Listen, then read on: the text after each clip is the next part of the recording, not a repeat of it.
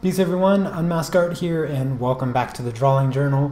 Today I am going to be doing some critiques of the work that you sent me, as well as doing some experimenting with some of my old Faber-Castell pastels that I used previously, used in my course and stuff before I bought some of the Rembrandt pastels. Let me say hello to everybody really quick in the chat. I'm just a tiny bit late setting up, so forgive me for that. Let's see who we have in the chat. Oh, you guys been chatting for a while. Ed, Jamie, Rob, Sneaks. Let's see. Okay, Blossom, hello. And anybody else that I see? And Jeff. So before I get into any of the experimentation, let me just go over the critiques of some of your guys' work. So let me start off on the first image here. Oh, hello Kelly, glad you're able to make it as well. So here is the first piece. This is a pastel piece by Jeff, one of my fantastic Patreon supporters. And this was a project that we just recently completed actually over on Patreon. And so the full tutorial for this is there. Jeff, you did a really awesome job on this. I like the subtle color difference that you have in yours. You have a little bit more yellow, almost a golden color in the grass, which in comparison to mine's a bit more orange brown, but I like the golden look. It actually really reinforces the bright sunlight that you would have off to the right. You can see shining on the elephants and whatnot. So very, very well done there.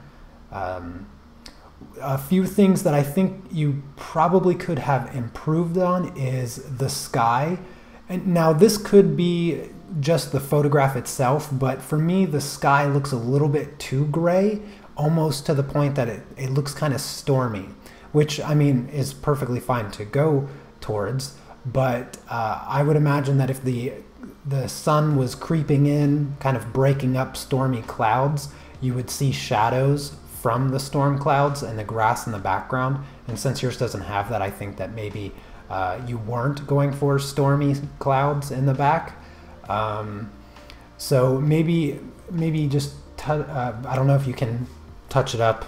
Probably wouldn't recommend it since you've already got your foreground over top of the sky, but think about bringing in a little bit more blue just to brighten the sky up, and maybe a little bit more white down at the horizon so that it doesn't look so bleak, because otherwise the picture looks very happy, but then the sky looks just a tad bit sad. But regardless, it's fantastic work. The other thing is that you probably could have went a little bit darker on the skin of your elephants, because remember, the elephants are being silhouetted by the sun behind them, so they would appear to be a little bit darker, especially on the underbelly of the big elephant there. It should be a little bit darker right in that area. And here is another one from Jeff. Jeff, you had sent me this reference photo to do as the tutorial, but then I found a different picture of the elephants, the previous one. But I really like what you did here. I love the blending that you did to create the sunlight coming in from the top right. I think you did it fantastically.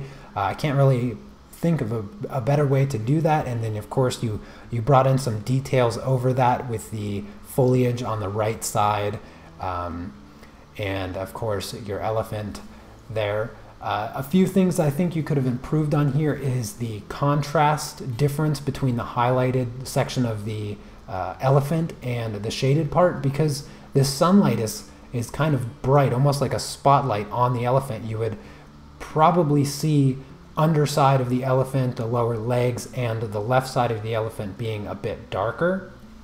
So you can still touch up the elephant on this, so I would go just a little bit darker in the shadows of the elephant just to get that stark contrast between the shaded part of the elephant and the highlight, and that will just help give your elephant a bit more dimension. The other thing I would recommend doing is adjusting the anatomy of the legs. If you look at the legs of this elephant, it looks like it might be starving a little bit. Its legs are looking a little weak. So maybe just buff up your elephant legs a little bit, Jeff, and I think this piece will be rock solid. And also one other thing, probably darken the left side of these trees over here just to reinforce that lighting even more, and possibly a stronger cast shadow from the elephant. But fantastic piece. It's definitely a challenging piece, so the fact that you went in full force and pulled it off this well is super impressive, so good job. All right, so the next one is from Jason, and I remember when I believe I saw him post a work in progress of this piece, if I'm not mistaken, but it actually looks very similar to Project 1 from my Intro to Pastel course, with the composition and the watercolor, and I really like the cloud coverage and the sun being blocked and the wave. I love waves. I really like the colors that you used. You have the blue mixing into the yellow, which is nice because the sunlight coming through, and you did a really good job not turning your wave into like a yellow-green mess by really preserving the purity of that blue and yellow, because getting those two colors close together can really easily mix into green, and you did really good at not letting that happen, so that's fantastic work.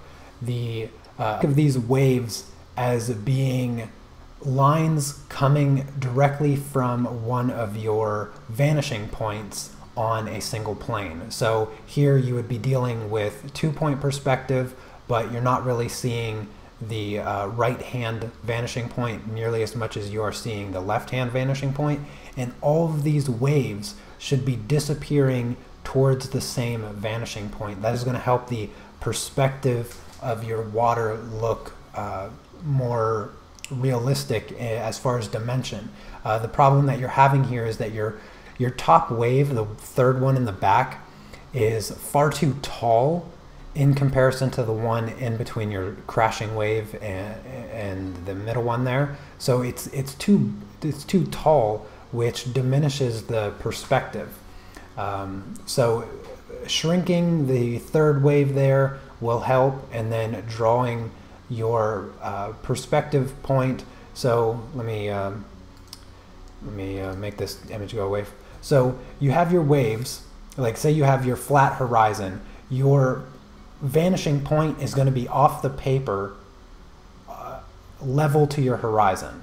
So take your finger and like point it off maybe 10-15 centimeters from the left side of your horizon, and that's going to be your vanishing point. You want your waves to line up from that vanishing point, like this and like this and like this, and that's going to help your waves get that leveled look.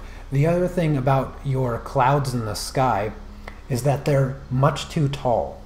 When you have clouds in the distance, as they get closer, excuse me, I'm talking a whole bunch, I need some water.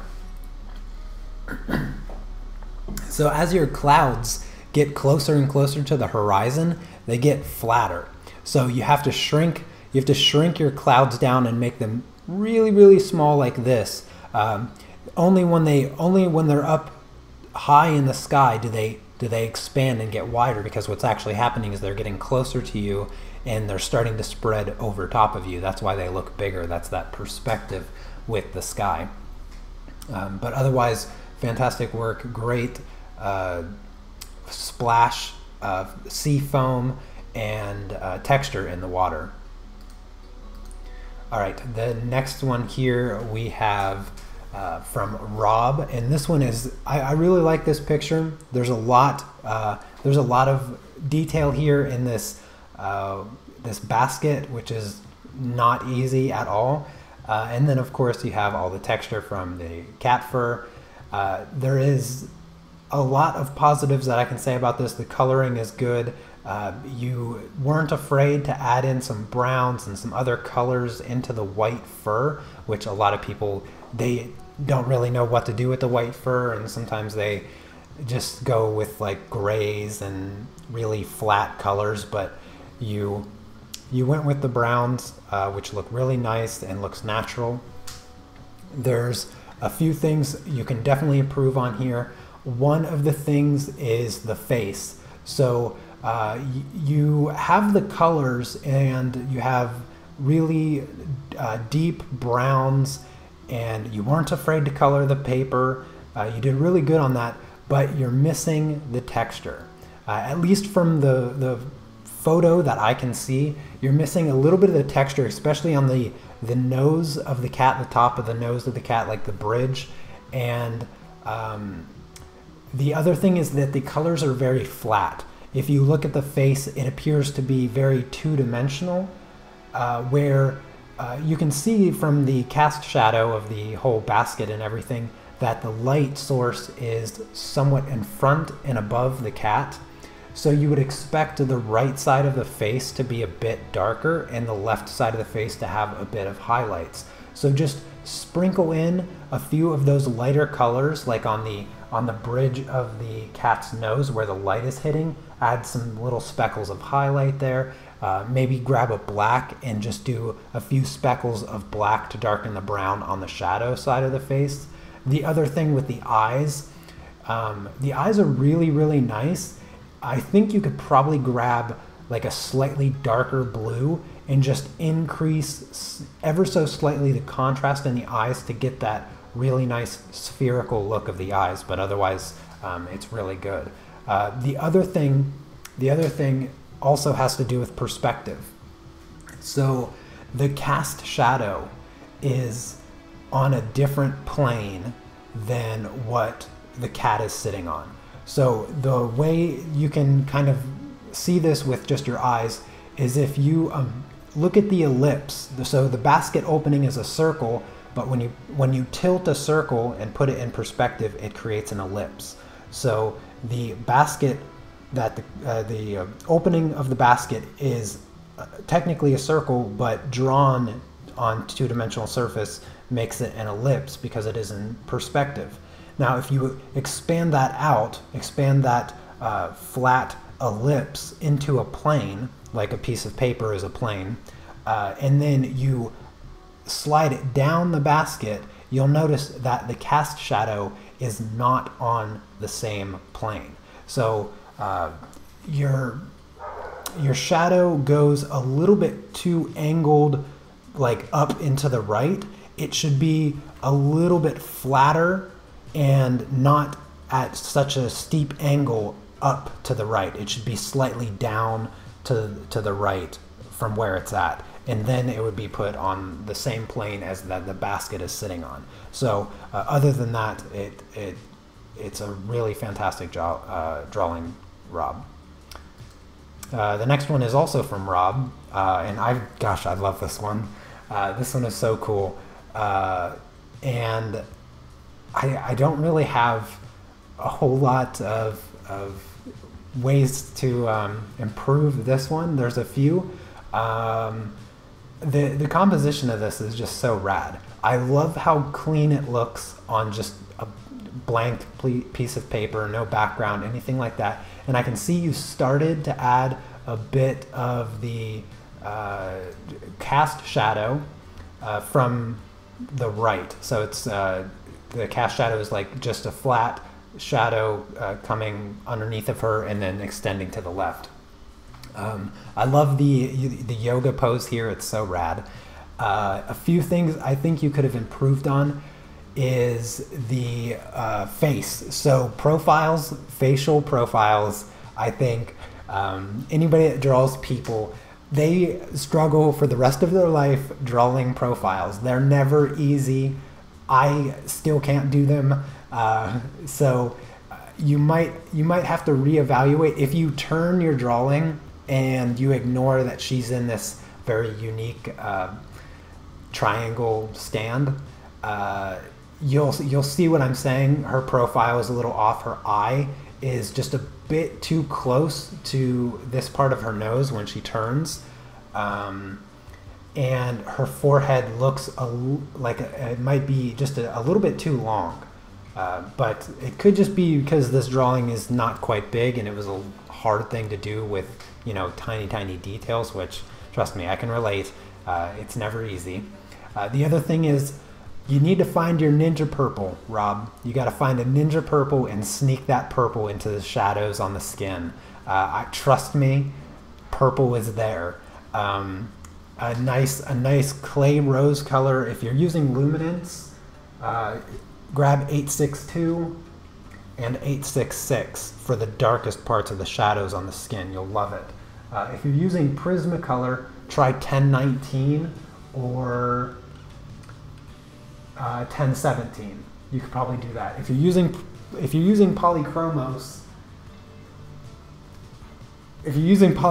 either buy Prismacolor or Luminance. But one thing that I did here is I did take this into Photoshop because I think you could darken your shadow a little bit.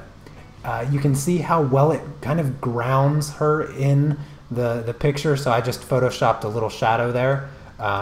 You can probably go a little bit darker with your shadow, and I also noticed that on your cat here. You can go darker with the shadow.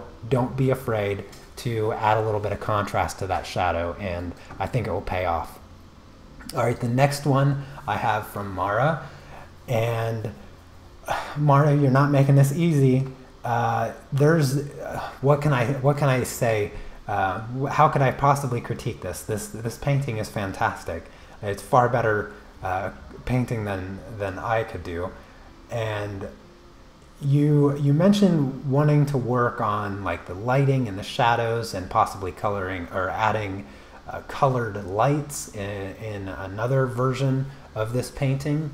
The one thing that I can say for sure, if you're going to be using colored lights, I would do it exactly like this, while keeping the lights white. And then what I would do is I would glaze the color of the lights over top of the white of the light. So if I wanted to turn one of these lights here a bluish light, then I would just glaze blue. I would thin it out with like, hold on a second. If you're using Liquitex Basics, I would thin it out with like a medium, some kind of medium. It doesn't have to be gloss, but some kind of Liquitex medium that will let you gloss your acrylic paint. And then you can just add whatever color you want to turn the light and slowly coat it over everything around the light, giving it that blue or green or red, whatever color ambience, leaving the core of the light white. That will give it the glow, so you don't lose the bright highlight of it. Yeah, other than that, this piece is fantastic. The one thing I think you could have improved on with this particular piece is drop shadows. So wherever you see these wires of the lights, especially over the cat's front left paw here, there's no real indication that the paw is underneath the lights or where the wire is, and I just feel like there's some missing drop shadows where some of these wires are hanging over objects. But other than that, this painting is fantastic. I love it. All right, the next one is from Heidi, and this was a graphite tutorial that I did over on Patreon of a Falcon. And Heidi, I know that you said I forget what paper you said you used, but it's the cause of the kind of grainy background, and there wasn't really much that you could do to fix that. But regardless, you know, the graininess doesn't look bad at all. You did a fantastic job with the contrast in the feathers on the wings. You captured all the detail, making this Falcon look really cool. A few things I think you could have improved on is just not going as dark as you did with the sky. If you lighten up your sky, and if you have a kneaded eraser, you might be able to bring out a few clouds, a few extra clouds and some details in the sky. But if you went lighter with the sky, then the bird would show up just that much more. The other thing, and you can do this. You touch up the log that it's sitting on. Just add a nicer, crisp line on the right side, I think, and perhaps darken it just a tiny bit. But other than that, I think you did a great job. There's really not a lot you can improve on. This one is probably just paper choice, you know, if you don't want to deal with that grainy look. Other than that, you did a great job. I was happy to see this this drawing. And the next one here is from Jamie, and she did, now I did this deer in pastels, but she did it in polychromos pencils. If I'm not mistaken, it was polychromos. I know it's colored pencils, but I'm like 99% sure it's polychromos pencils. And this would not be an easy picture to do in colored pencils. It was a pretty difficult piece to do just in pastels, and pastels are quite more forgiving than colored pencils. You captured the lighting well coming through the ears, the highlight on the ears as well for the lights, and the values in the background really help bring the deer to the forefront. See, this is there's kind of two directions that you can go. You can have like a really light background and then a really dark foreground subject to play off that contrast, or you can reverse it where you have a really dark background and then you have a lighter foreground object to bring the foreground object. And in this particular reference photo that we used for this deer, that's the way it is. The deer is the light part and the background is the dark part. You don't often work with that type of composition, but in this case we obviously did. And I would say for your background, I think you could add more colors. You know, throw in some blues, some purples, or whatever colors you feel like. The other thing that you can do, I know blurry backgrounds with colored pencils are a lot of people's like crux of, like they just can't ever make their backgrounds look the way that they want them to with colored pencils, keeping them soft. I think you could probably have gone with a few more layers in the background. Remember, when you're doing the blurry backgrounds, really important, never press with the pencil, never press harder than what it takes for the color to show up. And two, as you increase your layers, you need to decrease the amount of solvent you're using. But those are basically the two most important rules of creating that soft, blurry background. And then, okay, so that's for the background. For the deer, what I think you could have, what I think you can improve on, because obviously you can still work on this, darkening the eyes. When I look at your drawing, and again, this could just be the photograph, when I look at your drawing, I'm actually drawn more towards the nose than the eyes. And I think it's because at least in the photograph, the nose appears to be darker than what the eyes are. So the kind of outline of the eye you can go darker with, really make those eyes nice and round and crisp. And then also the pupil of the eyes, darken them as dark as you can. I know the polychromos black is about, well, it's not the most worthwhile black to be using to darken things, especially on white paper. So if you have like a luminance or a polychromos black, grab that one and use that because it's much more opaque. I do like the smile. The deer's mouth it appears to be slightly open, which may have not been intentional, but regardless, it kind of has like a little smirk off to the side. I enjoy that very much. So regardless of whether or not you like it, I think it looks very adorable. The other thing you can do is darken the right side of the deer, so the side of the face that the sun is not hitting, this side here, because you want to reinforce the light coming from this direction, so you need to darken the left side of it here. And I think that will help bring out the light a bit more. But other than that, fantastic job. Thank you so much for sharing. And that is it for all the artwork that you guys sent me. If I happen to miss anybody, I apologize. I do my best to wait for the last minute to set all this up so that I have it prepared for the live stream. So if I missed you, I'm sorry. I'll try to catch it next time. But if you want me to critique your work, then join the Unmasked family. I have the link in the description. And then just wait for me to post the link to a drawing journal where I have you post the work in the comments.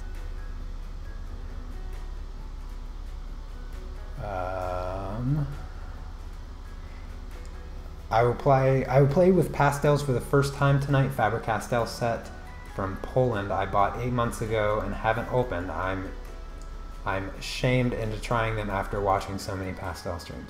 Yes, Shiny, you definitely have to get on the pastel train. Oh, hello, Chrissy. Toka, Oda, Wicked Illusions, Christine. Hello, Chris, I see you. If anybody else that I might have missed in the chat, I apologize. I'll try to just say hello or whatever.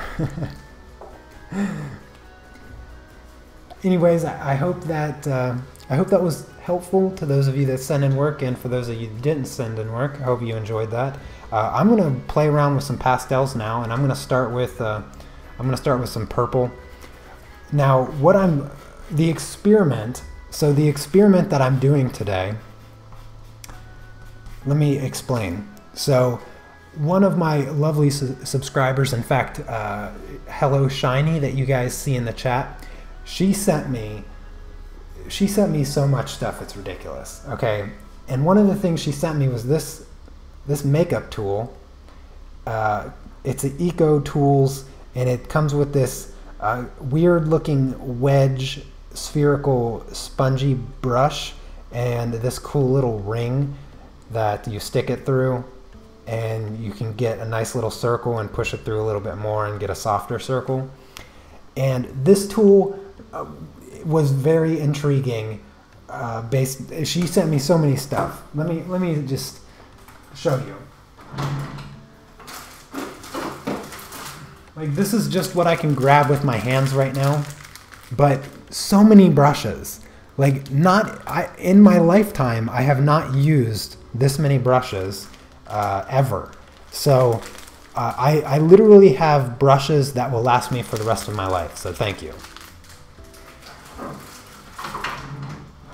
She also sent me some gold leaf and silver leaf. So I'm going to have to play around with that sometime as well. So what I want to use this little sponge brush for is to see how well it works to create blurry backgrounds with a bokeh effect. So when I saw this tool, I was like, how can I use this shape of a sponge to my advantage? And as I thought about it, I came up with this kind of cool idea. I have not tried it yet. I saved it specifically for today's stream. But I have an extra piece of just junk pastel paper here that I'm going to scrape colors on and then kind of get it on my sponge here, and then see if I can create bokeh circles on my pastel piece and just see what I can create with it. But right now, I'm just going to take some of my colors and scribble a bunch of color onto this paper. And I'm just going to work with like a bunch of bright colors and see if I can create kind of a bokeh effect with this sponge here.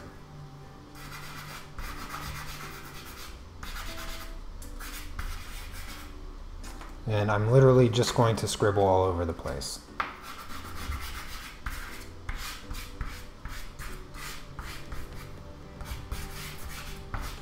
I'm going to use this sponge to do the first initial blending, and then I'm going to grab this little spongy thing and see if I can create some different textures and some different looks of bokeh with the sponge here, and some of my little ground up pieces that I'm gonna add as well.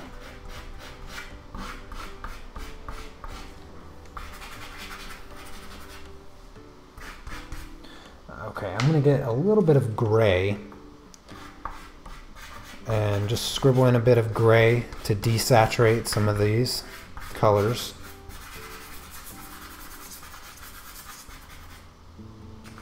Grab this bright green again.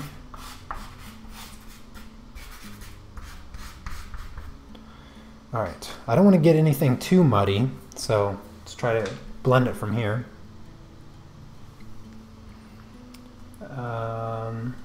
I would bet it would be awesome using pan pastels with that sponge. Oh yeah, I guess I could have just I grabbed my pan pastels.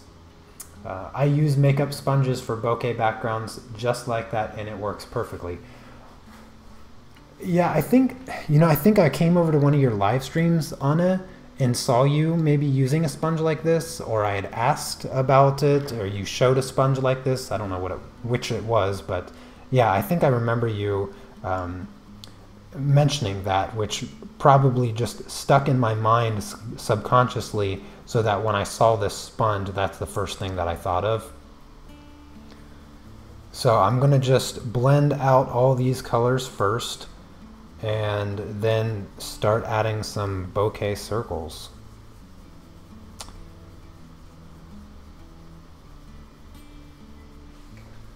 Water pipe foam works great for blending. I think I heard of that. I think of a few people have mentioned the foam piping or something from like a home improvement store. Works really good for blending. Yeah, there's been a lot of recommendations for different tools of blending.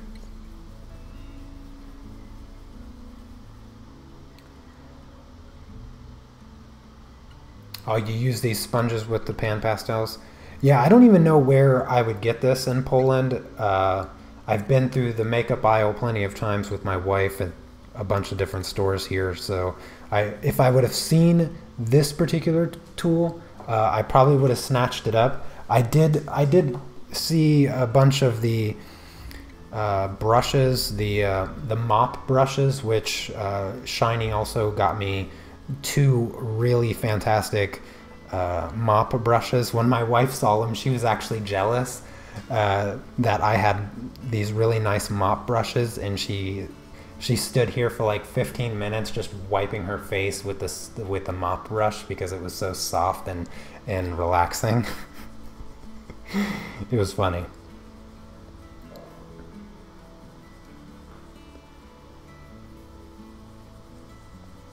Hope everybody had a nice weekend. I certainly did. So I know not many of you play Magic, but you know that I play Magic, and I played this weekend and actually took first place out of 15 people, which was super awesome. That was that was my weekend essentially, and also unless you're friends with me on Facebook, you don't know this, but so at the end of this month, actually June 26th, I am flying to America. It has been 2 years since I've been back to America. Like, I didn't realize it at first, but then I bought my ticket and I was like, oh my gosh, when was the last time I was in America? And the last time was in August 2016. And I was like, wow, it has been so long since I've been back to America. And so I'm going back for about a week and a half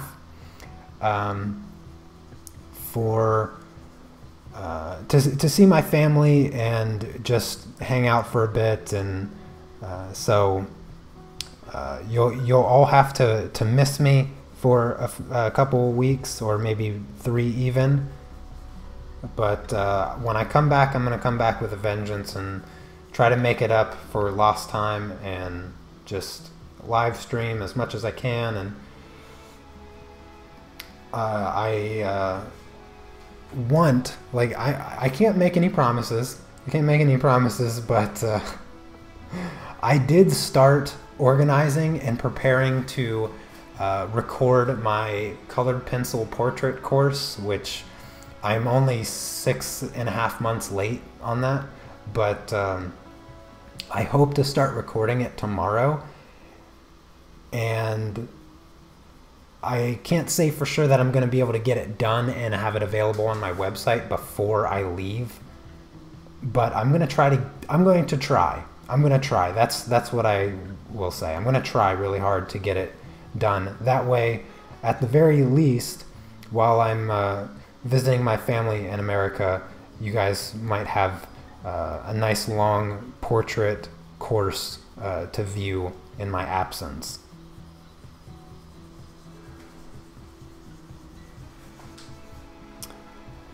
Where in the US? So I'm going to be flying into New York, and then I don't know who's picking me up yet, but then we're going to go back to Ohio.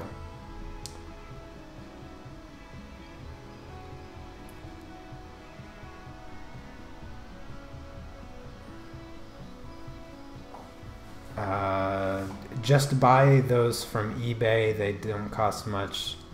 Oh, okay. All right, thanks, Anna. Where am I flying into? Yes, so I'm flying into New York. Flying into New York. Either my brother, sister, or dad, most likely, will be picking me up in New York, and then we'll have a nice 8-hour drive back home.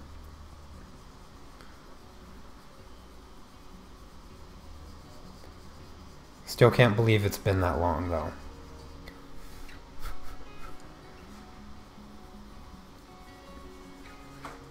It's kind of crazy to think about, actually.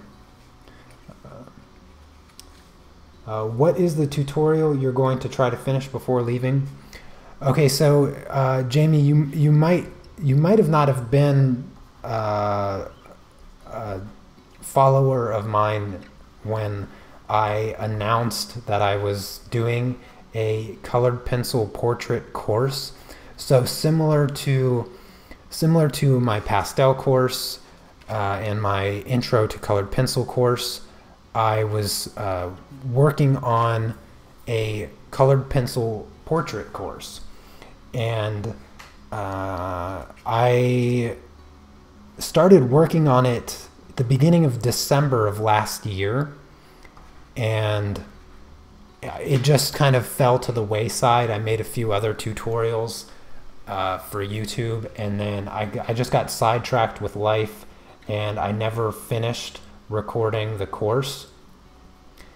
And so that's what I'm talking about finishing, this trying to finish before I leave. And I have it, essentially what I have to do is just record me drawing it. That's about it. But when I do my courses, I'm running like 2-3 cameras at a time. I have to worry about audio because I basically live stream privately to myself, except I do it with multiple cameras, and I'm constantly changing the camera to display the techniques as thoroughly as possible. And yeah, so it's very time consuming. It's very hard for me to do by myself. I wish I had like somebody running camera and concerning themselves with the sound. But yeah, that's what I want to finish. That's what I want to try to do, and hopefully I'll get there. Okay, so I'm gonna start using this little sponge thingy.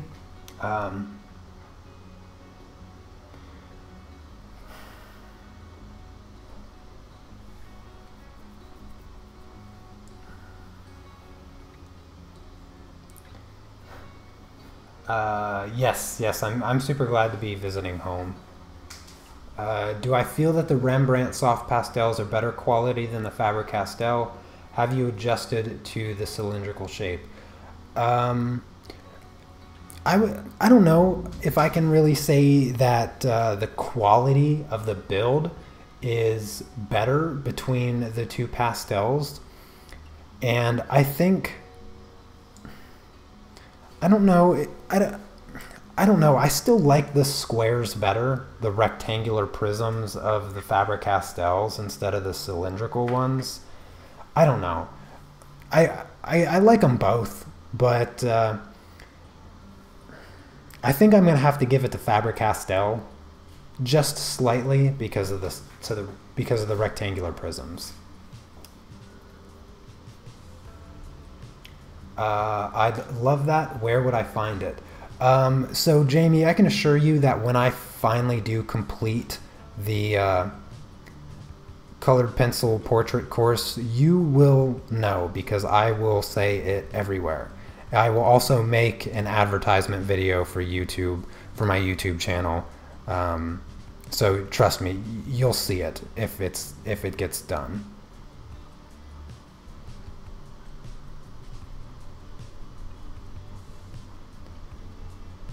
Trying to get rid of any excess texture by tapping this and starting to create some circles. And then I'm going to bring in some other colors and see if I can't use this as kind of an applicator of color.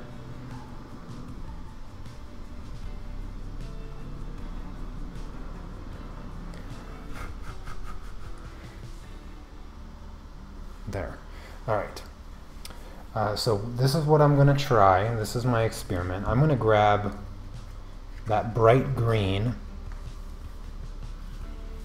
and scribble a whole bunch of it right here like this.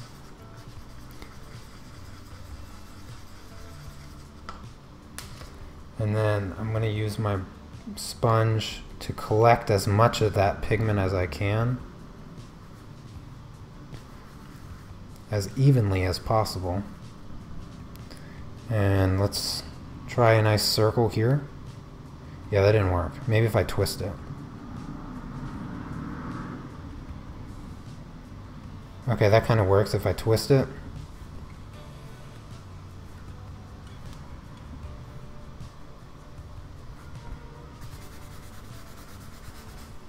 Okay, I have some circles. That's starting to work. Let me try white. I'm going to try white. So I'm just going to scribble down a bunch of white on my scrap piece of paper. Really saturate my sponge here.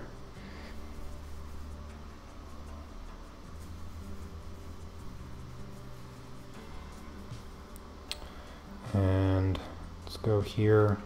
There we go. Oh yeah. Look at that. I'm just gonna go crazy.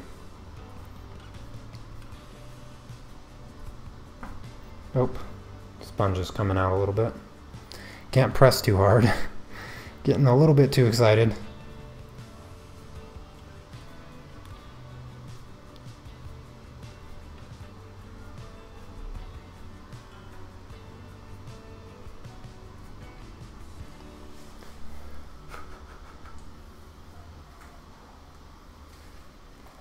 If you have a drop-shaped sponge and you use that, you can alter the size of your circles really nicely.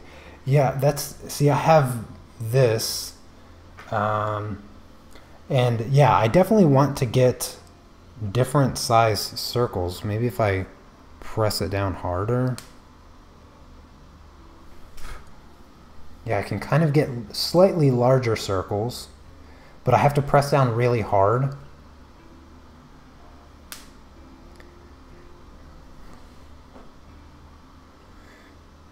Maybe, oh, I have an idea.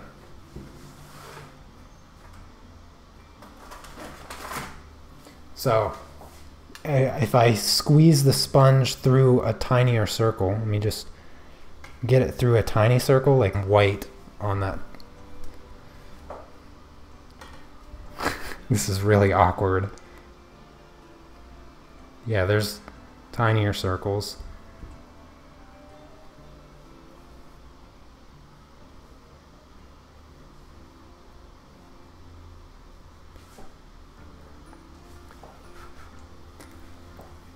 I need some brighter white. What surface am I using? Oh, so I'm doing this on pastel matte. Yeah, I'm doing this all on pastel matte. I want it to be brighter in some areas. Let me try a medium-sized circle now. Let me get it in here.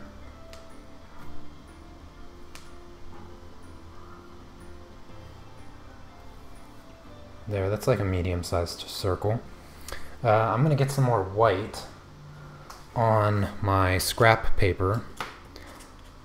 And I'm just using Canson Mitenta paper for my scrap paper and just scribbling like you saw me do with the green. Just building up a bunch of powder.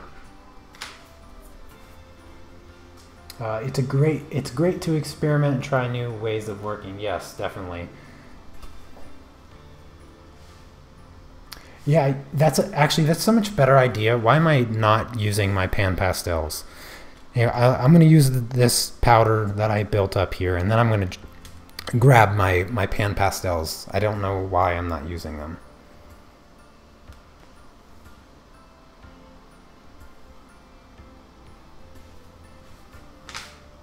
Got all this stuff in the way. All right. Time to grab my pan pastels.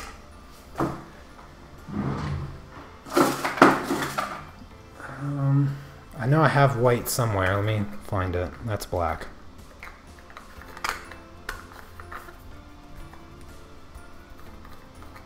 That's gray. I know I have white here somewhere. There we go. There's white. Why did I not think of that? You see, this is why I live stream, so that you guys can tell me how to do things. And then I just pretend that I know how to do things. I'm just really good at convincing everybody that I know what I'm doing.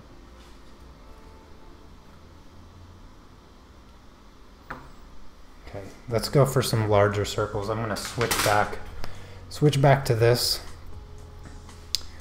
Grab some more white.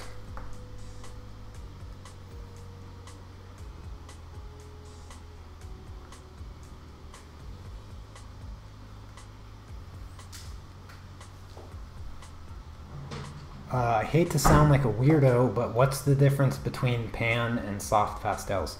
Oh, soft pastels are like sticks or something like this. Pan pastels. These soft pastels have what's called binder in them. That's how they're able to hold their shape. So it's pigment plus binder. Pan pastels look like little makeup dishes like this, and it's just pure pigment. There's no binder. It's just a solid patch of color pigment. So yeah, that's all the difference. It's nothing more than that.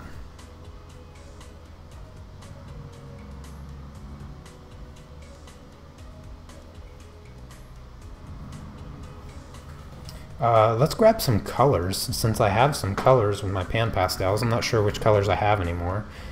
Yeah, let's use this green. Let's see what this looks like. That's a bit dark, but I can add some of these circles into the darker areas, and I think it will look okay. Let's see what other color I have. Oh, I got a nicer green here. Let's try this green. Yeah, not as dark. You can take your scrap piece and kind of lighten it a little bit before applying it.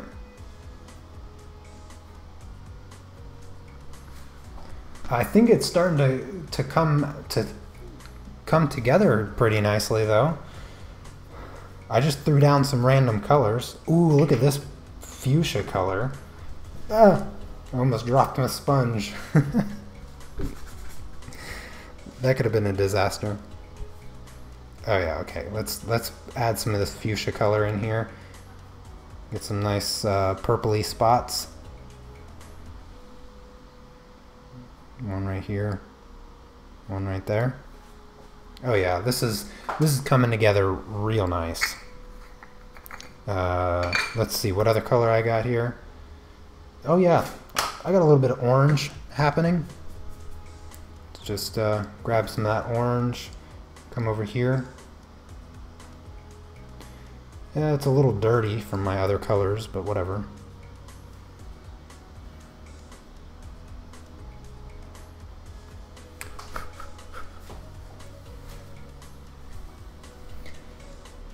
Mix your pans on separate pieces of paper and apply on your surface.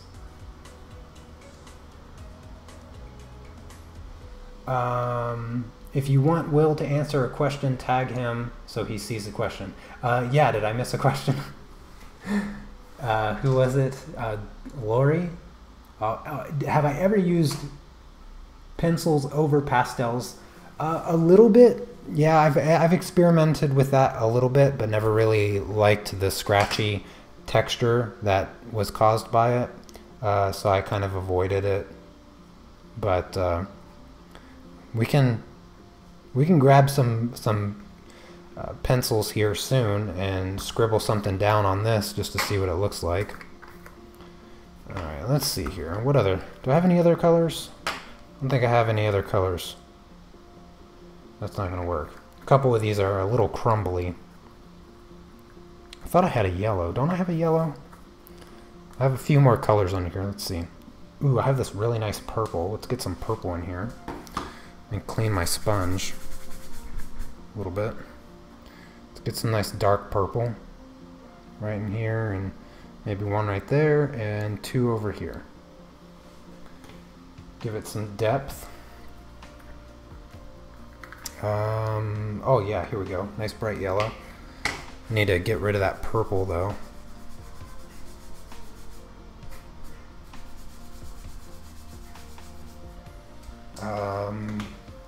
Oh, darn it. I don't have any paper towels. Oh, whatever.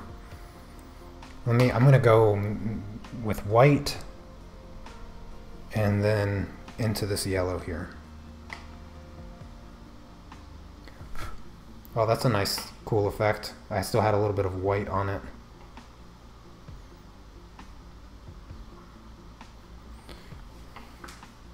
Man, I would love to have a sponge of this, of like 8 or so diameter of, yeah, like 8 centimeter diameter. That would be really cool. Because the larger circles are not quite as easy to get. Let me grab some white. Darken this white.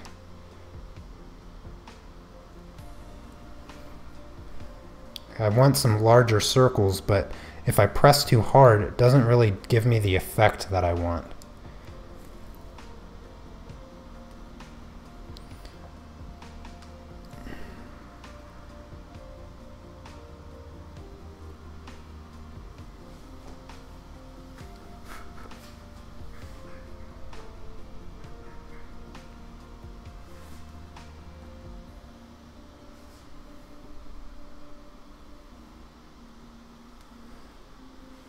There we go. Yeah, I think that experiment was a success. I like these. I like this bokeh look. The only thing is that some of the I wish I knew a way that I could soften it all. Like after I get it to this point, I would love to find a way that I could just generally soften the whole thing.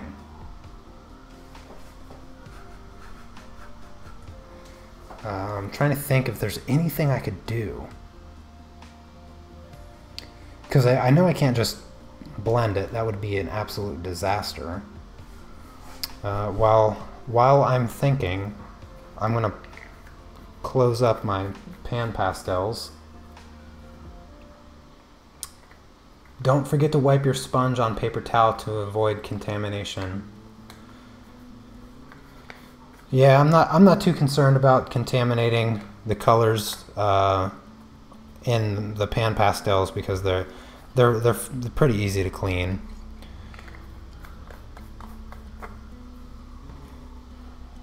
Take brush, dab gently. Yeah, that's what I was thinking, but if touching anything is going to alter the colors, I really like the bright colors, the kind of purity of the colors between each circle. It's hard. I think maybe I need to grab a paper towel because I kind of have an idea. Kind of sort of have an idea. No, that's not going to work. I think I'm just going to leave it as is. I like the way this looks. I'm going to grab some pencils though. You're talking about using colored pencils on top of the pastel, so let me grab some colored pencils. We'll just do some more experimenting that I didn't prepare for.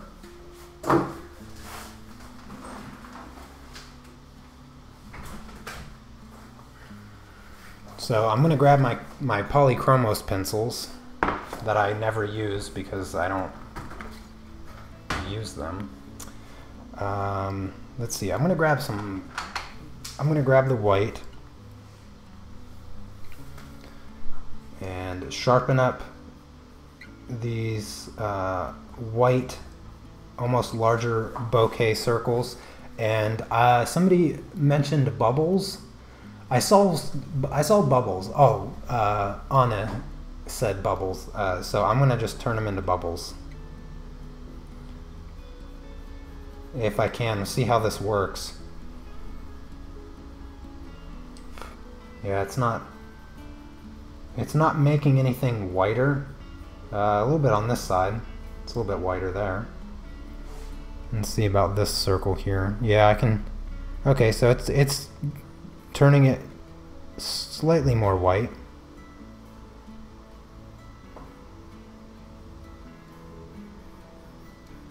There we go. Yeah. And this one up here, see if I can get that to be whiter. Not really. Okay, this one wants to get a little bit whiter.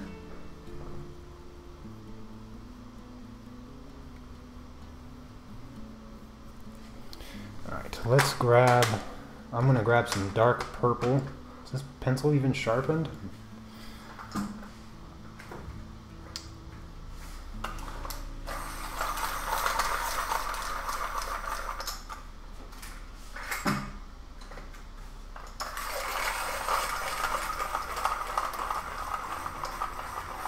Yeah, I didn't expect the polychromos white to do too much. It did a little bit. Why is this not sharpening? Whatever, I'm using a different purple.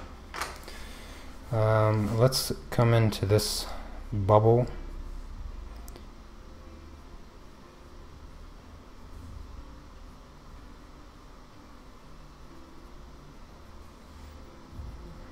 And I'm just going to scribble some of this purple in here.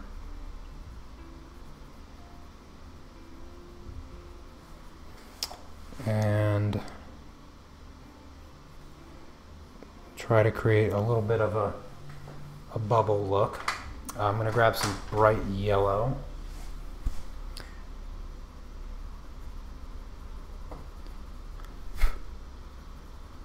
So it shows up pretty well. The pencil as you scrape off some of the pastel, it's definitely showing up. Add a little bit of orange.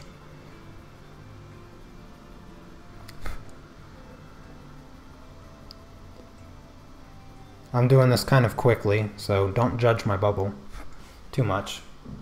Need some blue now. Let's grab this blue. I like this blue. It's nice and bright.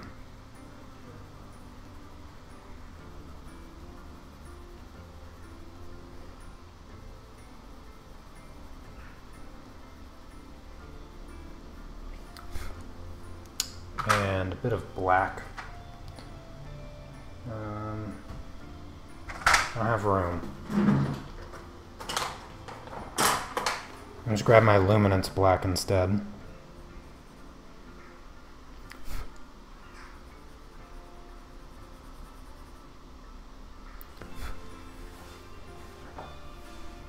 There.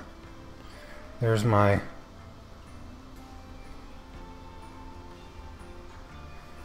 There's one bubble.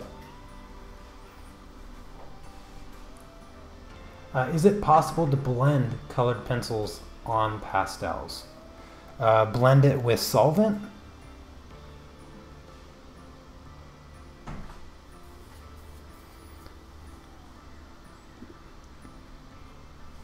The pencil appears to be a little grainy. Like, it looks a little grainy, and I think that might be the texture of the paper. But I am curious.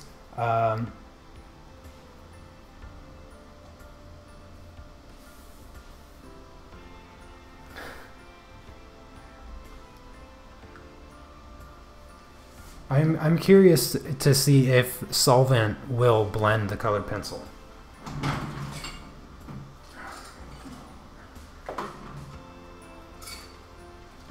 Alright, so I've got my trusty Zest It here. Let's go for it. I got a number 4 round brush. A little bit smaller than what I normally use.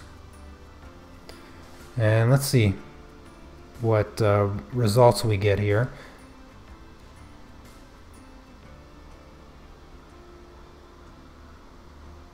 See if we get a nice even blend. Now the pastel mat is much more it will be much more absorptive than some other papers, so it might take a minute to dry. We'll see. Get some more, clean it a little bit, blend off the yellows into the oranges and then into the blue here. And then I'll blend the black and purple. Alright, let's see if we can smooth out the black and purple here in the middle. Oh yeah. It's actually, I can't tell if it's just because it's wet still or if it is really blending like this, but it actually appears to be blending very similar to sanded paper.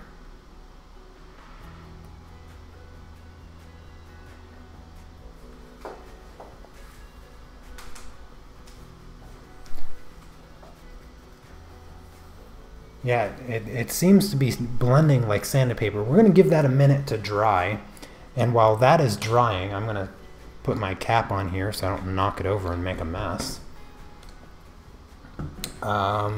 Let's turn this one here into a bubble now. So let's grab that purple again, and I'll just how to make the soapy looking bubbles. You put a straight horizontal line through your circle here, and you essentially have like this yin and yang anatomy of the bubble, where you have 4 quadrants. This quadrant matches, like this side here will match this side here. So say there's like and then also with this side and these 2 quadrants. So say you have like a tree reflecting here. Of course the tree always, anything vertical will curl around the bubble.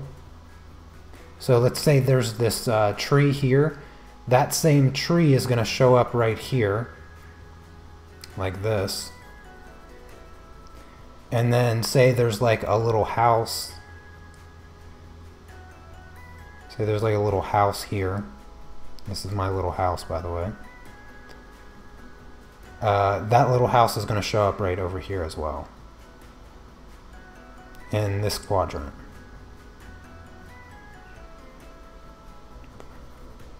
And let's just give it some diversity in plants. So you see, if you cut it in half and then you cut it in half this way, this is reflected over here and this is reflected over here, and that's what happens with bubbles. Let's grab some orange now. Wait, no, yellow first, right. Yellow for the sun here.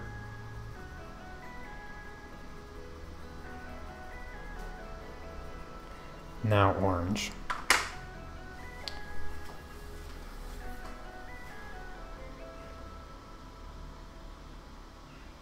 Oh, hello, Brenda.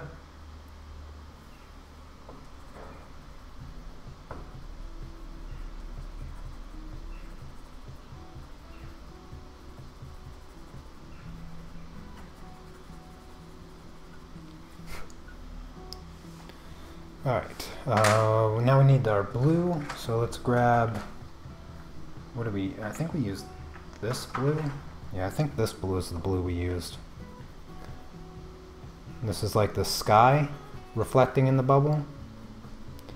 So we have a little bit of a sunset happening here.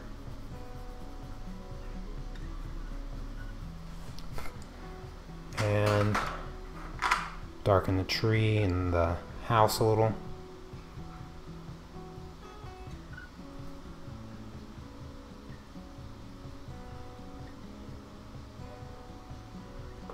There.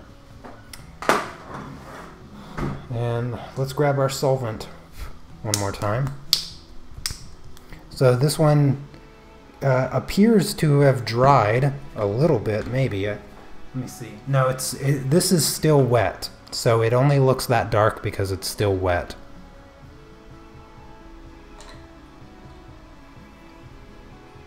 Let's blend out the yellow and orange first. So you can see how much this solvent darkens the colored pencils before it actually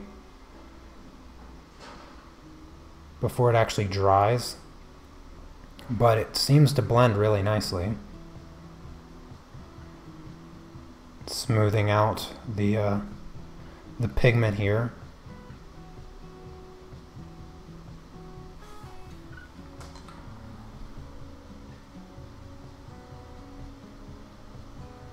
Anything else you guys want me to try out on these pastels? So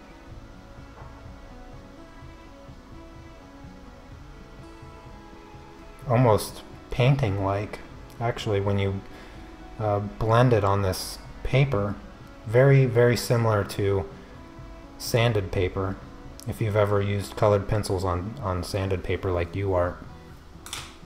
Let's bring in a little bit more light color of yellow. I probably should be waiting for it to dry a little bit more, but I'm taking the risk.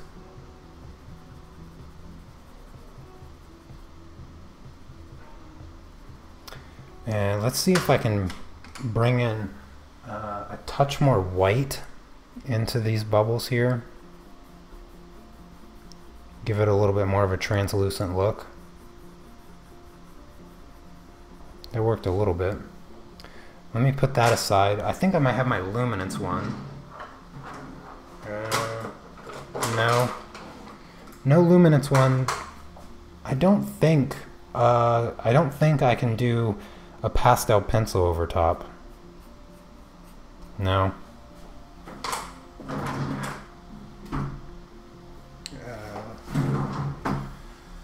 Just gonna grab my luminance white. Alright, here's my luminance white. Let's see how much better this shows up. Oh yeah, very, very nice and opaque.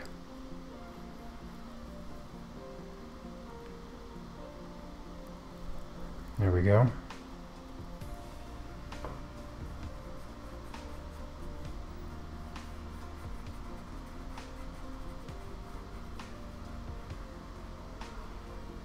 Yeah, the luminance white works wonders. So have you ever used normal pencils first as a repel, then pastels?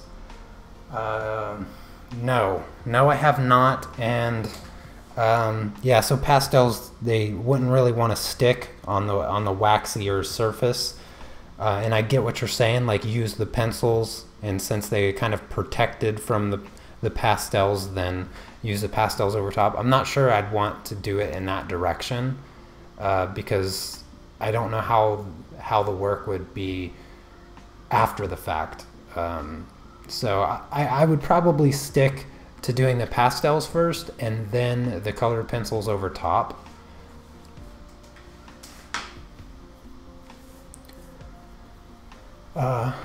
When doing lots of bubbles, are TGE reflections are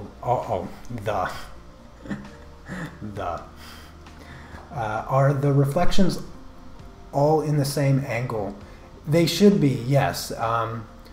In most cases, bubbles will only change in size. Like if you're dealing with like really circular, perfectly spherical bubbles, I know that there's like those really big wonky bubbles that you can get going if you blow them up really big, or you get them really big.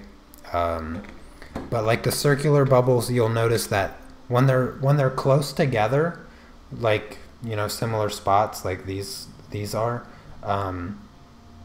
they'll most likely be very, very similar in the reflection that you see inside them, so they'd almost look identical. Obviously there's exceptions to that, but for the most part they'll look very similar to one another. I am so glad you are doing the journal today. Me too, Crystal. Glad you're here.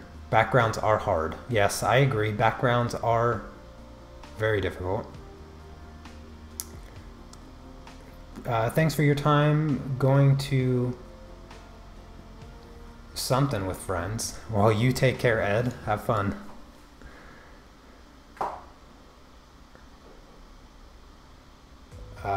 Just ordered pastel matte paper and UArt sanded paper. Bought the intro to pastel course. Awesome, Barbara. That is so cool. Thank you so much. Actually, I think I just saw the email of your purchase, so I appreciate that. Let me know if you have any trouble downloading. Every once in a while I get an email, people having difficulty with the download. So don't be afraid to email me if you are. I will solve the problem, as I have for a number of people. Thanks again for the great stream. I'm off to sleep. Okay, Jamie, you have a good night. And I will see you on the Patreon live stream on Thursday, which is a new project, which I haven't gotten a reference photo for. What were we gonna do on Patreon again? I think, oh, we were gonna do that bird. What is the name of that bird? Jeff, help me out. You know the name. You know the name. Anyways, what time is it? Okay, yeah, I should jump off here. Today was a fun experiment. Let me do the peel. So I'm gonna peel off the tape now. We're gonna see just how much better this experiment looks with nice clean edges. Already looks better. I think I can zoom out like a little bit. There we go. So nice clean edges. We got a couple bubbles in there. Will, you are so ready for summer vacation. Yeah, you know, I just got back from a little bit. That's it, Rosella. I just got back from Wrocław, as many of you know, and I feel like I definitely already need another vacation. So it's gonna be nice to have a couple weeks off. But I tell you what, it is nerve-wracking to take time off because, like, I want to produce content. It's fun. It's enjoyable. I love doing it. I love hanging out with everybody. And I genuinely miss doing it when I'm gone. It's like, oh gosh, it's a double-edged sword. It's great to take time off and kind of like rejuvenate my mind and let myself rest a little bit before jumping right back into creating constantly.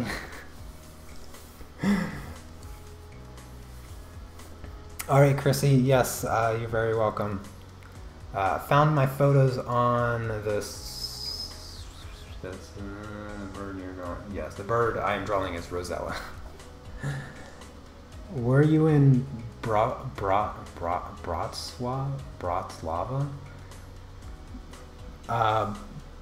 Bratislava? Is that a place in Poland? I think you might have the spelling a little wrong there. Yeah. Anyways, thank you all so much for coming by, hanging out. Hope you had fun. I think that's about it. Make sure you join the Unmasked family. I have the link in the description. Give the video a thumbs up so that I know I'm doing something right. And I will see you all next time. Take care. Peace.